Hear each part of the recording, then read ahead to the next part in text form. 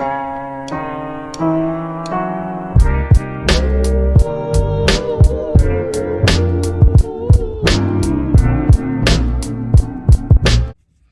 going on, guys? Okay, wait a minute. Before Paz Zaire goes on with the rest of his story, I want to let you guys know for a second that I apologize for not uploading in the last 3 weeks. I couldn't come to a concrete decision on what the channel is supposed to be. I still kind of don't know. I'm not going to lie.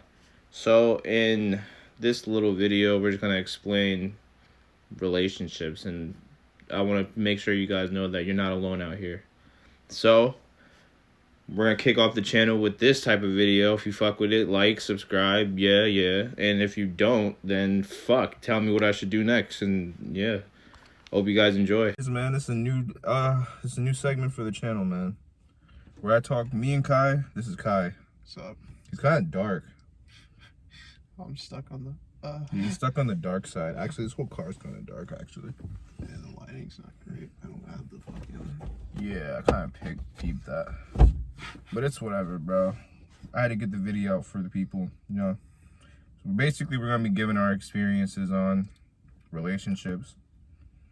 It makes you guys not want to like kill yourself. You're not alone out here. Don't self-delete. That's not funny.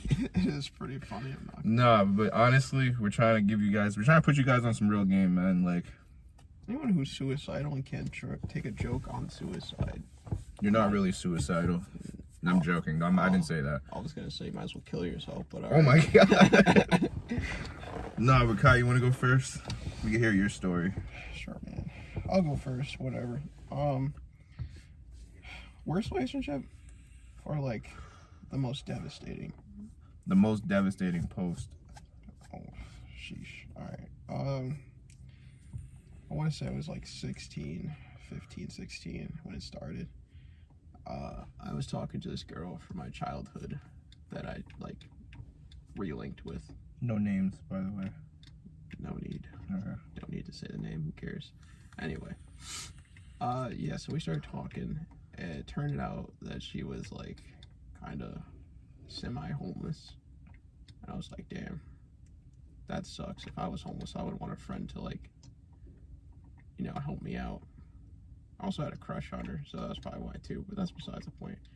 So my mom already knew her previously from where we used to live, because we recently just moved somewhere else with more space and more rooms, and it was more civil. It was our first house. It was only a 1-floor house, but like it was a house. So I invited her over to stay with me, and my mom was cool with it, so she stayed at my house, and we shared my room. And then like previously to that, she would come over every once in a while, and we would just chill. And it was chill, so we were already comfortable, like just being in the same room per se. So eventually things carried off. Like back then, I was a virgin, pretty much, and she took my virginity. So like after that, I was like, damn, I had sex with somebody for the first time, and me being a virgin, I was like, I guess this means I gotta date her, which I wanted to do anyway. So I was like, you want to just go out since you're staying with me, and you know. Yeah, opportunity presents itself. So. Yeah, so I was like, whatever. And then we ended up dating. So she lived with me at my mom's crib when I was 15, 16, and we just shared a room, and we like practically did everything together. So that was cool.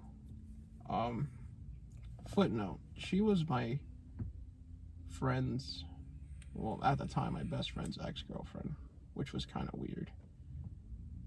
And that's like a reminder for later, because that's important. So I don't know what came before me. Before that, she was my ex-best friend's ex-girlfriend, footnote for later. But that was back when we were like, I don't know, 13, 14, maybe 12. So later on in the relationship, when she was living with me, I guess I don't know what happened to me. I guess I just was slowly losing interest because, like, I seen her every day and there was no escape. What? Like, all right, so I'm 16 years old and I'm living with somebody. That'd be my dream, honestly. Yeah, but like, yeah, that's anyone's dream. Like, anyone would want their girlfriend to be living with them in their house. Yeah. But when it actually happens and you don't have your own personal space because your personal space is also someone else's, it's like, damn. And I don't want to say that's the reason why. What really fucked me up was like an ex-girlfriend that I used to talk to that would always hit me up whenever she felt like shit, and I would try to make her feel better, and she didn't like that, and she took it as like, You're texting your ex. yeah, and like, That's how you're supposed to take it, though. yeah, I know that makes sense, obviously, to me now, but yeah, she didn't like that, and she just felt like I don't know, she just felt some type of way, and that's what made her man, I was so stupid. Anyway, fast forwarding. She went to my best friend's house at the time, or her ex-boyfriend's house, to stay there for a bit because that's where she used to live, or just be around all the time. And she wanted to get some space from me because she felt some type of way about me talking to my ex. And I was like, all right, whatever. I'll give you space because I know you need it. And I was like, here, you can have the last bit of this bottle that I had at the time. That is mad toxic. Yeah. So she went there and stayed there.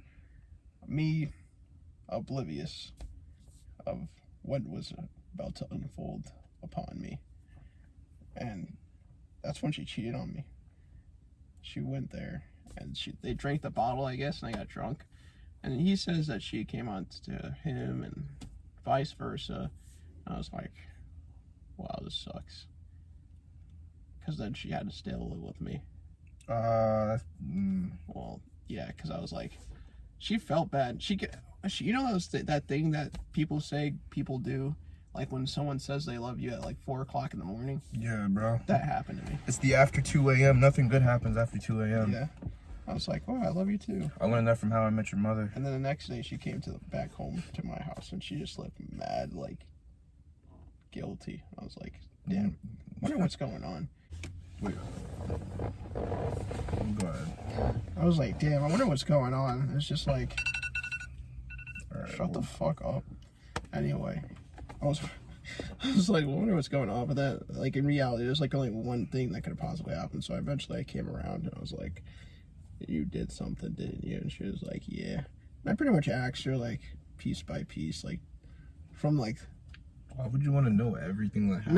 No. Like, I was like, well, I did ask what happened. Like, I don't know why I wanted to know, but at the time I was like stupid and young. But what I meant was like, I'll ask the possible things that could have happened, starting with the least worst possible thing that I mean, it's not the least. It's still bad, but like, it was I was like, did you guys just like kiss or something? And she was like, nah. I was like, damn, you folded on me. And then she acts like she was all sorry and stuff. And I never talked. Like, I literally have not talked to my best friend like years after. Like, after that happened, I could not even like, because that was like my day one. Yeah. Like, no one's ever talked to me and been my friend like he was, because I was always like an introvert. Like, I never really talked to people, especially not in school. But anyway, so we were trying to fix that relationship from where that was, and it was like good but bad, like at the same time. I mean, it was like we moved out of my mom's house, went to my grandma's. That was a mistake, because my grandma was just like, I don't know, she's old and white, but like she's practically Spanish, because like she dated like a lot of Spanish dudes, so like she just like she was like merged, like she was married to like my mom's father, because not everyone, like my aunts don't all have the same father, some of them have different fathers. My mom's father was Hispanic, So like she learned Spanish and how to speak Spanish by being around him so much, so she could communicate. So she just morphed into a Spanish person. Yeah, practically. Like Okay. she like, she's not technically Spanish, but I always called her Spanish by the way she acts, and she just has the Spanish energy. So, anyway, she was just not having it. And it was like, my grandma has so many animals at the time. Like, my grandma's like, she's like, I don't know, she'd just be saving animals, dude.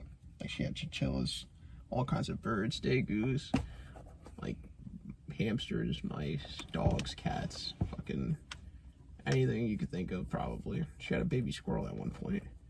I thought that was pretty cool, but that's besides the point. She had turtles, too. I miss those turtles. Anyway, that didn't work out because it was, like, mad cluttered, and, like, it was at my grandma's house, and I wasn't feeling it anyway. So we moved to her great aunt's house, and this bitch was practically on her deathbed, and she was, like, fucking, I don't know. She was crazy, dude. And living with her was, like, the worst. But, like, I had to do it. And she charged me rent, which fucking blew. Because, like, my girlfriend, my ex-girlfriend didn't have to pay rent. But I did, because I was staying there. So she charged me, like, half my paycheck, which was, like, $400 at the time, because I was working part-time.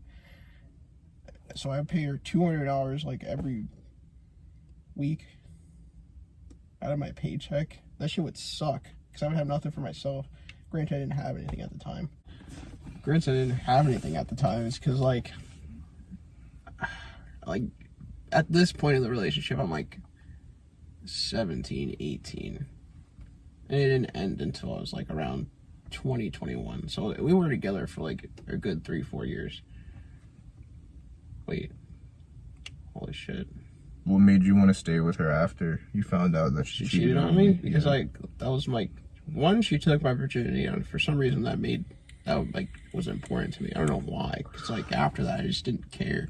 Oh, everybody's like the person that... Everyone remembers the person that they kissed first, they had sex with first, and the first person they fall in love with. 9 times out of 10, the person they have sex, they fell in love with, depending on the age they had sex with.